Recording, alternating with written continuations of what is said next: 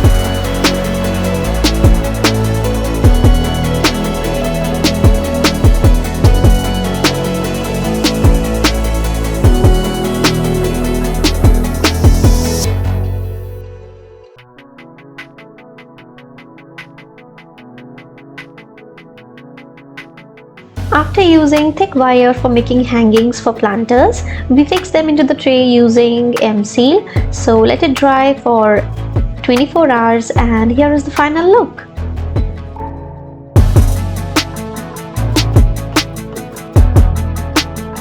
I hope you all love this super easy and very beautiful wall planter hanging.